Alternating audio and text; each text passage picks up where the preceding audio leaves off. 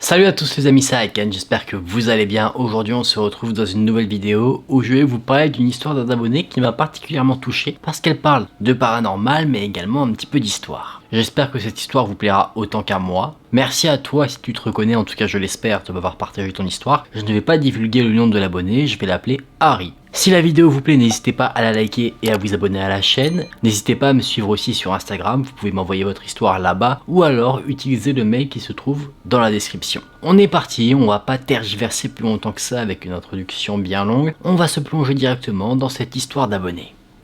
Harry nous dit, avant de commencer son histoire, qu'il a tendance à être plutôt croyant concernant tout ce qui est paranormal. Et de par ce fait, il précise que son expérience peut être biaisée. Vous savez, c'est un peu le système de la loi d'attraction. Il se dit que lui, il croit au paranormal, donc il va avoir tendance à associer peut-être plus facilement des événements qui ne l'expliquent pas à du paranormal plutôt que de chercher une explication rationnelle. Tout commence le jour où Harry s'est rendu dans une brocante à la recherche d'objets bien particuliers. Il est très intéressé par la période de la Seconde Guerre mondiale, donc tous les objets qu'il peut se procurer en lien avec cette période, il aime bien les avoir, et quoi de mieux qu'une brocante pour trouver ce genre d'objet. Il a trouvé chaussures à son pied avec un carnet allemand qui datait de cette période. Gentiment, Harry dans son témoignage nous fait une petite explication de pourquoi ce carnet est important. En fait, pendant la guerre, les Allemands étaient obligés d'avoir un carnet de travail pour affirmer qu'ils avaient un travail, ce qui leur permettait par exemple de ne pas finir emprisonnés. Tout ça pour dire que ce carnet était une preuve de bonne foi, pour dire que certains Allemands étaient réglo, si on peut dire ça comme ça. Harry nous dit qu'au moment où il s'est procuré ce carnet, il avait 14 ans. Lui, ce qui l'intéressait à ce moment-là, c'était vraiment l'aspect historique de la chose.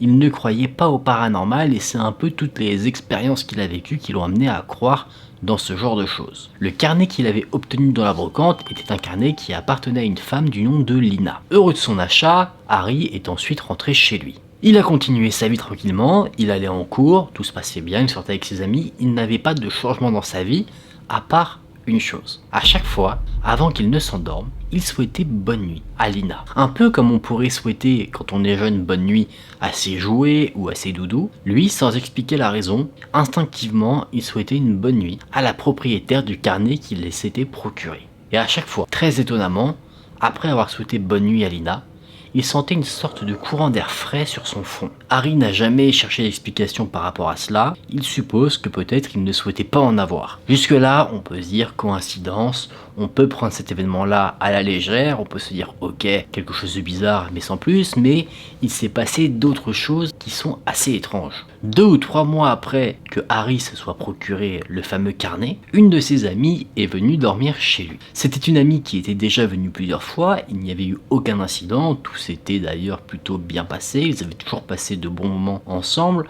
donc c'est pour ça d'ailleurs qu'elle revenait. En plus, cette amie, généralement, quand elle venait dormir, elle restait assez longtemps, le temps d'un week-end, parce qu'elle habitait assez loin, donc pour rentabiliser un petit peu le trajet et passer un maximum de temps ensemble, elle décidait de passer plusieurs jours. Et déjà, la première nuit, il y a un problème. Cette amie se réveille en pleine nuit et hurle qu'elle est aveugle. Personnellement, ça ne m'est jamais arrivé. Bref, Harry a rassuré son amie. Son amie s'est rendu compte qu'elle n'était pas devenue aveugle pendant la nuit, donc elle a réussi à se rendormir, à retrouver le sommeil. Le lendemain, en discutant un petit peu de cette fameuse nuit où la jeune fille semble avoir fait un cauchemar, eh bien, ils ont conclu la chose suivante, que oui, c'était bien un cauchemar et que il n'y avait pas de quoi s'inquiéter plus que ça. Pas besoin de tergiverser sur ce qui s'est passé, un cauchemar qui l'a fait se réveiller en panique, c'est fini. Sauf que la nuit suivante, il se passe encore quelque chose. Cette fois-ci, c'est pas l'amie qui se réveille parce qu'elle a l'impression d'être aveugle, c'est Harry qui, lui, est réveillé parce qu'il entend un bruit. Il se lève pour aller voir ce que c'est, et il trouve son ami, qui n'est pas dans son lit, mais devant la porte d'entrée de l'appartement. Et quand Harry va demander ce que cette amie fait là, l'amie va répondre qu'elle n'en sait rien, elle s'est juste à un moment donné réveillée et elle a entendu une voix lui dire « Pars,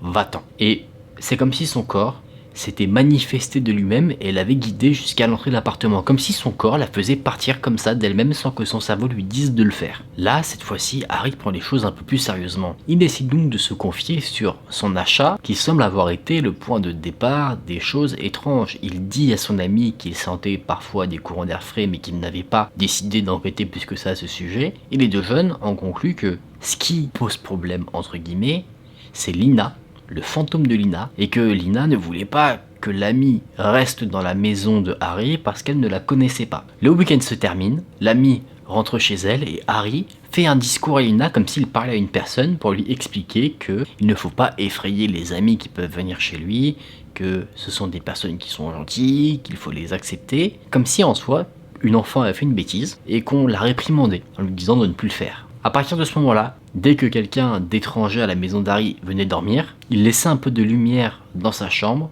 pour en quelque sorte se rassurer. L'aventure d'Harry ne s'arrête pas là. Environ 2 ou 3 ans avant qu'il ne m'envoie son témoignage, il habitait encore chez sa mère et il était en train d'étendre du linge. L'étendoir se trouvait dans sa chambre et la machine à laver, elle, se trouvait dans la cuisine. Donc il avait un petit trajet à faire pour aller étendre le linge. Et évidemment, quand vous prenez un peu la grosse masse de vêtements mouillés que vous voulez étendre, ça arrive si vous vous déplacez un peu que vous fassiez tomber une chaussette, un caleçon, ce genre de choses. Et un peu comme moi, il aime pas faire 50 000 trajets. Du coup, lui, il prend la grosse masse et il décide d'aller ensuite direct dans sa chambre pour aller étendre le linge. Et alors qu'il est en train d'étendre les vêtements qui doivent sécher, il se rend compte qu'il manque une chaussette. La fameuse chaussette, celle qui est toujours un peu récalcitrante. Vous savez, vous étendez une chaussette et l'autre, elle s'est faite la malle. Sauf que là, problème, parce que dans un premier temps, Harry pense que la chaussette est tombée sur le trajet. Mais non, impossible de mettre la main dessus. C'est là qu'Harry va faire quelque chose que vous-même vous pourrez penser étrange. Il va demander à Lina de lui rendre sa chaussette, qu'elle n'en avait pas besoin, que lui par contre en avait bien besoin, qu'elle n'avait pas besoin de la cacher, que la guerre était finie. Il lui fait tout un discours. Lui-même d'ailleurs se sent un peu bête de faire ça. C'est vrai que d'un point de vue totalement extérieur, ça peut paraître assez étonnant de demander à un carnet ou à un esprit de nous rendre une chaussette. Mais bizarrement, un peu plus tard, au moment d'aller se coucher, Harry a retrouvé la fameuse chaussette qui avait disparu entre 2 peluches. Est-ce que Lina était effectivement responsable de la disparition de la chaussette ou pas? On n'en sait rien. Évidemment, il n'y a pas de preuves concrètes.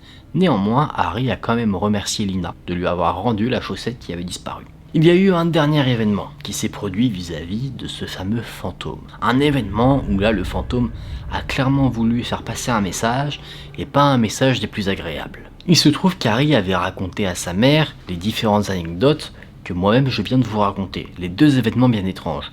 Donc, pour se moquer, la mère d'Harry avait tendance à appeler Lina l'esprit à la chaussette. Harry, assez inquiet, disait qu'il ne fallait peut-être pas se moquer de Lina, qu'on ne savait pas forcément de quoi elle pouvait être capable et qu'il ne fallait donc mieux pas la titiller avec des noms un petit peu moqueurs comme ça. Évidemment, quand on est totalement extérieur à l'histoire, on peut penser que les événements racontés sont un peu farfelus. Et c'est ce que pensait la mère d'Harry. Elle avait tendance à ne pas vraiment croire ce qui avait été raconté. Harry a quitté le domicile de sa mère pour aller passer le week-end chez son père, et à son retour, sa mère lui a dit qu'il s'était passé quelque chose d'étrange. Au début, Harry pense que sa mère se moque de lui, mais rapidement il se rend compte que ce qu'elle raconte est bien sérieux. Donc le samedi soir, alors qu'Harry n'était pas là et que elle comptait aller se coucher, elle remarque une lumière venant du salon. Normalement, elle laisse toutes les lumières éteintes, c'est pas Versailles ici, donc naturellement elle se dit mince, j'ai oublié d'éteindre le salon, je vais y aller éteindre la lumière que j'ai laissée. Sauf qu'une fois arrivée dans le salon, elle se rend compte que ce n'est pas une lumière venant d'une ampoule, mais plutôt la lumière venant de son iPod. Et ce qui est très étrange déjà, c'est que, vous savez, c'est les iPod première génération, donc avec un petit écran. Et la lumière de cet écran n'est pas censée illuminer toute une pièce. Et pourtant, là, c'était le cas. Comme si, en fait, quelque chose, ou peut-être quelqu'un, essayait d'attirer la mère d'Harry dans le salon en provoquant une lumière vraiment très intense. Et cet iPod n'était pas simplement allumé, il jouait une musique d'une artiste que la mère d'Harry adorait, Mylène Farmer.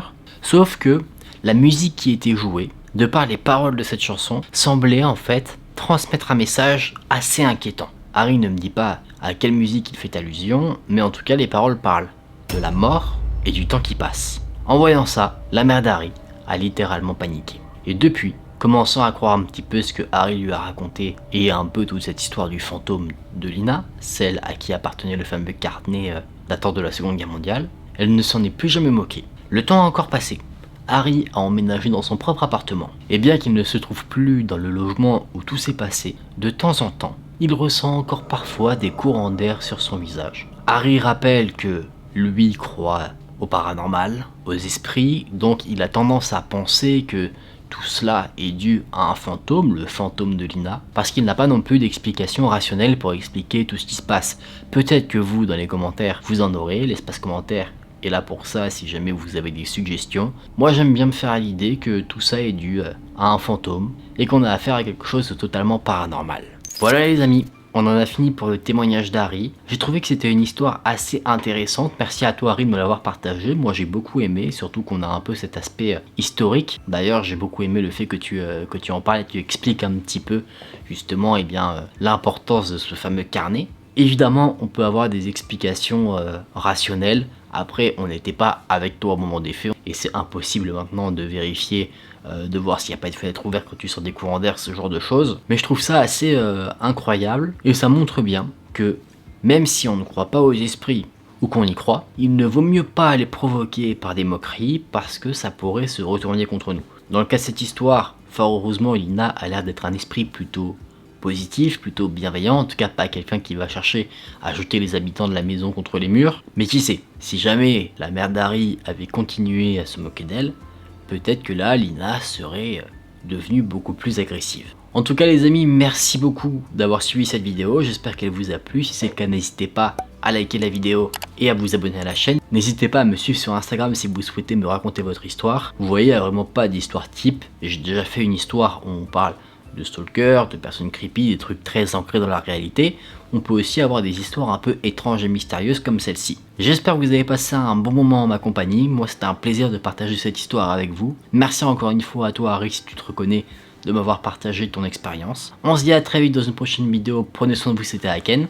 Salut!